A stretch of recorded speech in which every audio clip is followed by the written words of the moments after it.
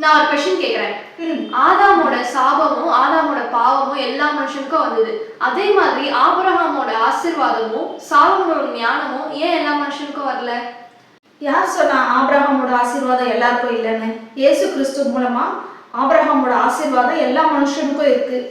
ஆபிரகாமோட ஆசீர்வாதம் கிறிஸ்துவை ஏத்துக்கினவங்களுக்கு மட்டும்தானே இருக்கு, எல்லா மனுஷனுக்கும் இல்லைல்ல. ஆனா ஆதாமோட பாவம் எல்லா மனுஷனுக்கும் இருக்குல்ல. ஏன்னா ஆதாம் தானே முதல் மனுஷன். ஆமா, ஆதாம் முதல் மனுஷனா இருந்ததுனாலதான் அந்த பாவம் எல்லாருக்கும் போச்சு. ஆபிரகாமோட ஆசீர்வாதத்தை கர்த்தர் தான் கொடுத்தாரு. ஆனா ஆதாமோட பாவத்தை கர்த்தர் கொடுக்கல, அவனா தேடிக்கிட்டான். ஆமா, அதனாலதான் ஆதாமுடைய பாவம் எல்லா மனுஷன் மேலையும் விழுந்தது.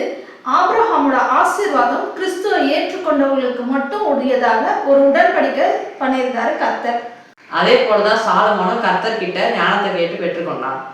சாலமோனுக்கு பிறக்கும் போதே அந்த ஞானம் இல்லைல்ல. அவன் அந்த ராஜாங்கத்தை ஆட்சி செய்யணும், கர்த்தருடைய ஜனங்களை வழி நடத்தணும் அப்படின்றதுக்காக ஞானத்தை கர்த்தரிடத்துல கேட்டு பெற்றுக்கொண்டான். ஓகே, எனக்கு புரிஞ்சிருச்சு. உங்களுக்கு புரிஞ்சுதா?